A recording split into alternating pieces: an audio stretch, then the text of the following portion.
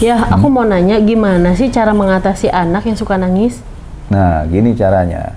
Cara mengatasi anak yang suka nangis, pertama, Assalamualaikum, salam sharing aja. Kembali lagi bersama saya di Talk Aja.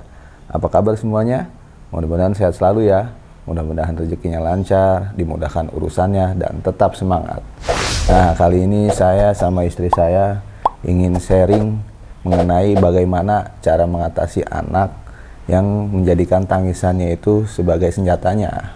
Nah, sebelum saya sharing mengenai hal itu, mari kita seruput yang satu ini dulu.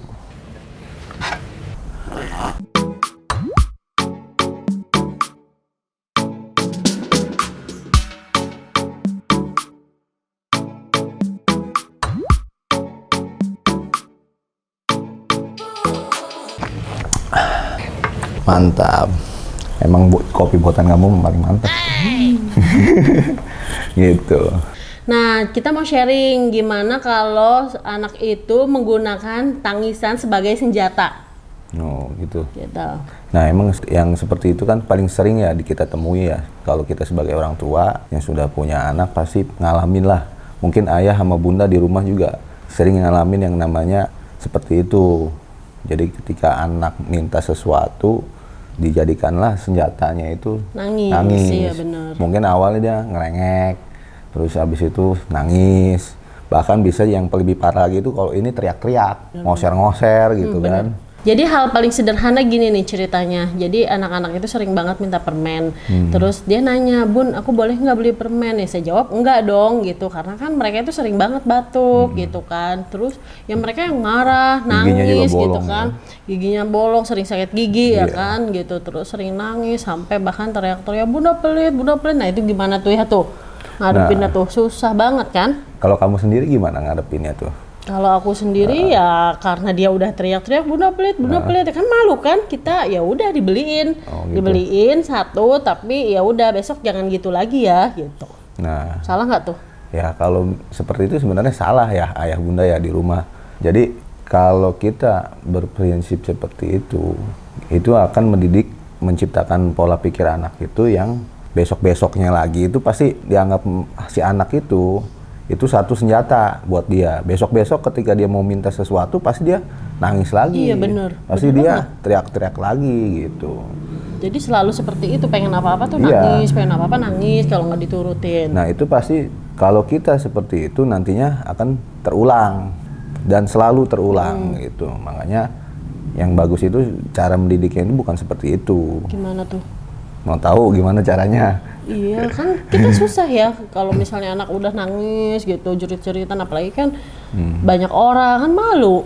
Ya, yang pertama kita sebagai orang tua itu harus punya sikap ketegasan, harus tegas. Yang kedua konsisten, dalam arti konsisten itu menerapkannya itu harus terus jangka panjang.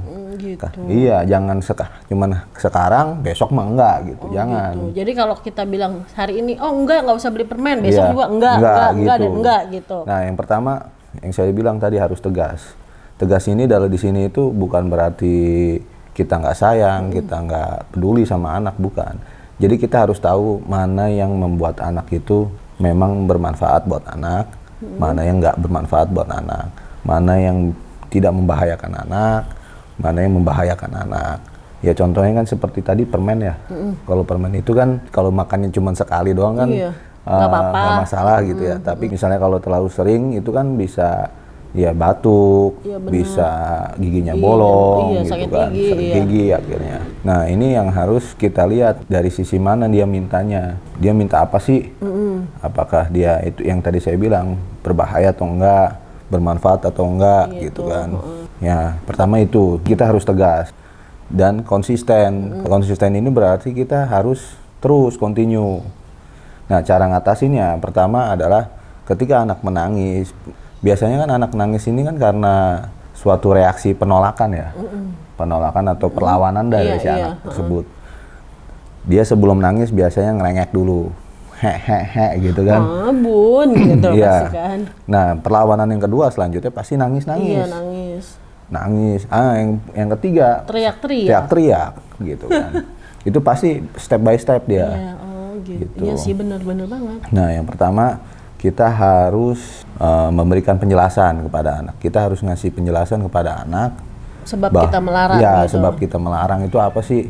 Kan kita juga sebagai orang tua nggak mungkin yang namanya melarang itu ketika tidak ada alasan. Benar-benar. Jadi ketika anak itu nangis, kita kasih tahu penjelasan dengan baik-baik. Kenapa sih ayah sama bunda ini melarang? Gitu. Contohnya kayak tadi permen. Bunda bukannya nggak mau beliin misalnya.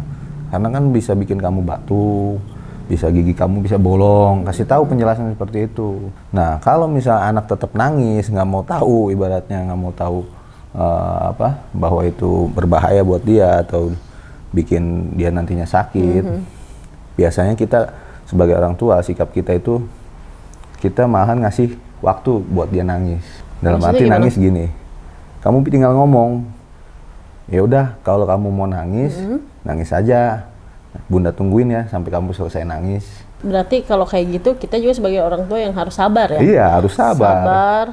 Karena Sabar kan- nungguin mereka sampai selesai nangis. Iya, berarti gini, dengan kita komunikasi seperti itu, si anak akan menyadari bahwa nangis itu bukannya solusi atau bukannya senjata lagi nantinya. Bener banget. Gitu. Jadi lebih baik kita kasih waktu buat anak itu menangis. Bukan berarti kita tega atau bukan tidak sayang atau nggak peduli, bukan. Ini kita mengajarkan prinsip-prinsip hidup pada anak itu sejak usia dini gitu. Berarti iya benar. Masih belum terlambat ya untuk Belum. melakukan semua itu. Semua itu belum terlambat karena kan kita tahu yang namanya anak itu nggak tahu salah.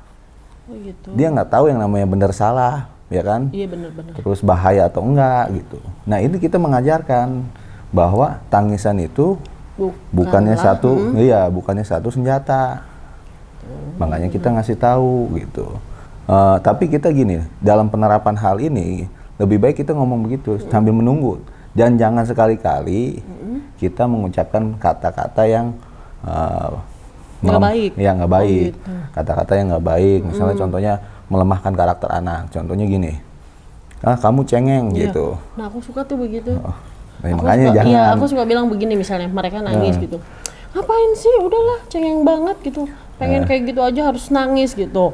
Nggak Iya. ngerti banget gitu kan. Ya itu Sering mungkin banget tuh. karena nggak tahu atau bagaimana ya. Kita sekarang gini kan, namanya kita sebagai orang tua kan sambil belajar ya. Iya benar. Kita yang benar tadinya banget bukan jadi orang tua, sekarang jadi orang tua. Nah, makanya mulai sekarang kalau bisa jangan Bun, gitu. Oh gitu. Jangan sekali-kali Yang nggak mengatakan baik, yang nggak baik. kamu Misalnya, cengeng banget, kamu cengeng, kamu Kayak gitu misalnya, aja nangis Nah, gitu kan. Iya kamu benar-benar. jadi anak kok nakal banget gitu. Nggak boleh tuh Nggak ya. boleh. Tapi kadang-kadang keceplosan. Itu nanti menimbulkan karakter anak yang lain yang nggak baik lagi nantinya gitu. Tuh bener. Mungkin nanti kita bahas lah. Nah, yang kedua, jangan sekali-kali mengucapkan ancaman. Awas kamu kalau beli permen lagi Iya. besok ya gitu. Itu nggak boleh tuh ya. Nggak boleh, awas ya. Terus ataupun misalnya, awas ya besok Bunda nggak ajak lagi nih keluar. Iya gitu. sering banget begitu malah. Jangan, karena itu nggak bakal membuat anak itu sebenarnya kapok. Oh gitu. Karena apa? Misalnya kayak gitu tadi, awas jangan Beli permen jangan lagi ya permen lagi besok ya, gitu. besok Bunda nggak bakal ngajak lagi. Atau misalnya, awas ntar di rumah nggak boleh nonton TV, atau misalnya nggak boleh main HP gitu kan. Ancaman lah pokoknya. Ancaman kata-kata gitu kan. ancaman tuh nggak boleh ya. Karena apa? Kenyataannya besok-besok pasti kan diajak lagi. Iya benar. Nggak mungkin kita nggak ngajak Iya anak. benar. Dan yang kedua, misalnya handphone atau misalnya HP, TV, itu pasti suatu saat kita ngasih ke anak. Iya benar. Ya ada waktunya lah untuk ngasih. Belajar juga. Kalau ancaman-ancaman seperti itu nantinya itu menurut si anak itu dia nggak, wah Bunda ayah sama Bunda ini nggak serius, cuma sekedar ancaman doang. Tapi gitu. jadi karena besok-besok pasti ngasih lagi gitu. Jadi dia nggak peka ya. Iya maksudnya. besok-besok pasti ngajak lagi.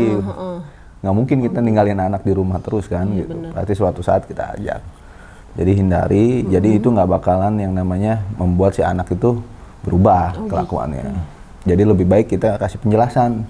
Pertama kita ngasih waktu anak itu untuk menangis. Sambil pertama ya tuh ya. poin pertama. Yang kedua kita kasih penjelasan bahwa ya sebab kenapa sih melarang atau nggak boleh permintaan itu dituruti gitu. Yang ketiga yang paling penting adalah pasti nih anak ini ketika misalnya sudah nangis, ya namanya anak ya, anak kan nggak tahu salah nggak tahu Iya. benar. Itu pasti kembali lagi ke ayah sama bunda.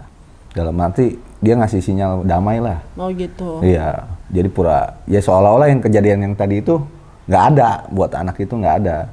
Jadi pasti, Bun gimana Bun? Ya udah gitu kan. Iya benar, Mbak. Meskipun mereka udah bikin salah ya udah mereka gitu. tuh udah aja gitu. Ya karena dia belum tahu kalau itu iya. salah atau benar gitu. Gitu. Nah kita sebagai orang tua harus menyambut gak positif, dalam arti kita kasih pujian buat anak itu. Nah sekarang ayah sama bunda ini percaya sama kamu. Gitu. Kamu sebenarnya itu anak yang baik, gitu, anak yang pintar. Nah, besok-besok jangan begitu lagi ya. Kenapa sih bunda? Nah, itu kasih penjelasan. Kalau perlu sambil dipeluk, gitu, sambil dikasih tahu. Iya. Jadi kamu itu anak yang baik. Iya, gitu, jadi anak baik. Iya, benar. Jadi anak itu nanti tertanam di pikirannya bahwa kenapa sih dilarang? Pasti dia pertama udah tahu sebabnya. Yang kedua, oh sebenarnya orang tua saya itu sayang loh sama saya gitu, maksudnya bagi si anak ini pasti punya tertanam pikiran gitu. Ini bukan berarti ayah sama bunda itu nggak sayang sama aku gitu, tapi sebenarnya sayang. Nah, itu bakal tertanam di pikiran dia. Dan bahkan ketika kita menerapkan ini secara konsisten, itu bakal ada reward. Rewardnya apa? Kedepannya itu kita akan mendapatkan reward sebenarnya. Rewardnya gimana? Bonusnya lah. Bonusnya itu satu, anak itu lebih peka. Ketika kita, jangankan kita bicara, jangan. Ketika dia, mata kita berubah, ngasih sinyal ya, maksudnya mata kita ngedip misalnya, nggak boleh. Itu anak lebih tahu nantinya. Iya. Oh dia udah paham, udah paham nggak boleh. sama bunda. Iya, gitu. Dia lebih paham nanti ke depannya. Gitu, ya benar ya. Gitu. Berarti ayah bunda semua harus ekstra sabar ngadepin anak-anak ya. Walaupun anak-anaknya nangis, teriak-teriak, kita harus tetap punya konsisten ya. Konsisten sebagai orang tua, kalau misalnya memang itu nggak baik untuk anak, ya udah kita bertahan, enggak itu nggak boleh gitu. Ya kan? Iya, jadi yang pertama itu tadi saya udah bilang, tegas. Tegas, harus tegas. Tegas. Yang kedua, konsisten. Yang ketiga, penerapannya itu tidak boleh dengan kata-kata yang tidak baik atau mengancam. Nah, itu caranya gitu. Oh, gitu. Kadang-kadang kita suka mengalah aja ya, ngalah gitu sama anak. Jadi ya udahlah, daripada dia nangis gitu, udah kasih aja gitu. Padahal itu kan nggak baik buat dia gitu. Berarti nggak boleh kayak gitu. Nah, jadi kalau itu kan kejadiannya misalnya di rumah nih, di warung sekitar deket lah gitu, yang nggak terlalu banyak orang. Gimana kalau kejadiannya di mall, di tempat yang rame?